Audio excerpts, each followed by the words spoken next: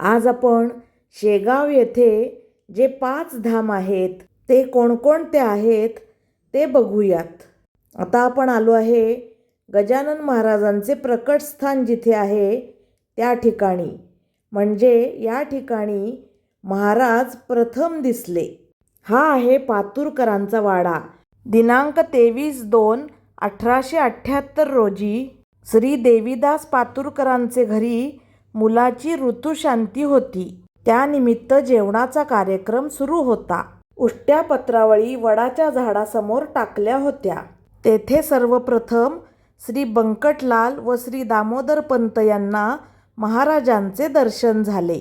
महाराजांची अंगकांती आणि त्यांचे तेज बघून ते सिद्धकोटीचे आहेत अशी त्यांची महाराजांवर श्रद्धा झाली. आणि इथे वरती महाराज प्रकट झाले त्यावेळचा प्रसंग रेखाटलेला आहे. इथून अगदी कोपऱ्यावरच बंकट सदन आहे. महाराजांचे भक्त बंकटलाल अग्रवाल यांचे हे निवासस्थान. महाराजांचे वास्तव्य लाभलेले असे हे बंकट सदन. या बंकट सदनातील महाराजांच्या काही लीला म्हणजे महाराजांनी येथे चिलीम विस्तवाशिवाय प्रज्वलित केली.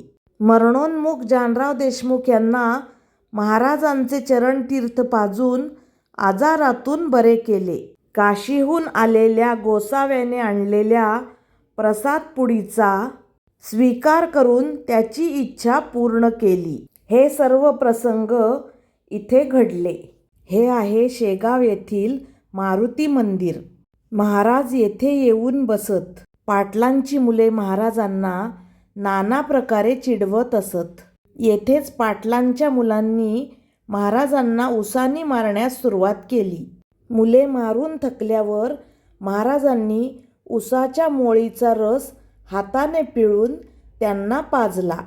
हा प्रसाद मिळाल्यानंतर मुले केलेल्या कृत्याबाबत खजील झाली व महाराजांना शरण आली. हीच ती जागा. या मंदिरात खंडू पाटलांनी पुत्र व्हावा म्हणून महाराजांना विनवणी केली. श्रींच्या कृपेने त्यांना पुत्ररत्न प्राप्त झाले आणि महाराजांच्या आदेशावरून त्याचे नाव भिका असे ठेवले. या दिवशी प्रतिवर्षी ब्राह्मणांना आमरसाचे भोजन करावे असा आदेश दिला. हे सर्व प्रसंग या मारुती मंदिरात घडले. हे आहे मोटे यांचे शिवमंदिर. महाराजांच्या स्पर्शाने पावन झालेल्या या जागी महाराजांनी बंकटलालाला माळणीच्या घरातून झुणका भाकर आणण्यास सांगितले. याच ठिकाणी पितांबराला नाल्यामधून तुंबा भरून पाणी आणण्यास सांगितले. महाराजांनी टाकळीकर हरदासाच्या कीर्तनाचा उत्तरार्ध येथे सांगितला, ज्यामुळे हरिदास बुवा शरण आले आणि गावकऱ्यांना महाराजांची सेवा करण्यास सांगितले. याच ठिकाणी महाराजांनी टाकळीकरांचा अतिद्वाड घोडा शांत केला. आत्तापर्यंत आपण शेगावमधील 4 धाम बघितले. हे आहे अजून एक धाम कृष्णाजीचा मळा.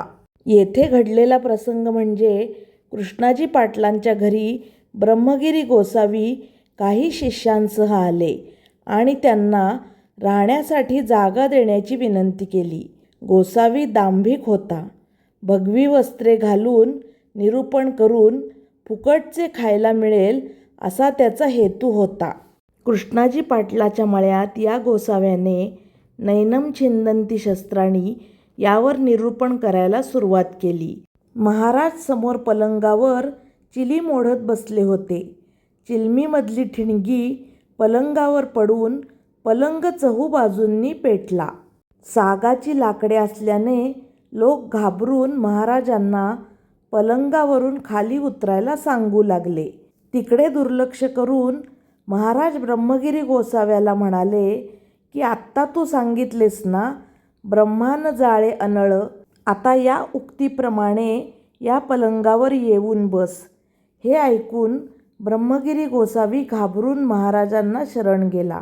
अशा प्रकारे महाराजांनी जळत्या पलंगावर बसून ब्रह्मगिरी गोसाव्याचे गर्वहरण केले. अतिशय शांत आणि सुंदर असा हा परिसर आहे. तर असे हे शेगावमधील 5 धाम आहेत. अगदी एका तासात हे सगळे धाम बघून होतात. हे धाम बघण्यासाठी मंदिराच्या बाहेरून सहज रिक्षा मिळते. एका रिक्षाला साधारण 200 ते 250 असे भाडे घेतात. जेव्हा कधी शेगावला याल तेव्हा या 5 धामांना भेट द्यायला अजिबात विसरू नका.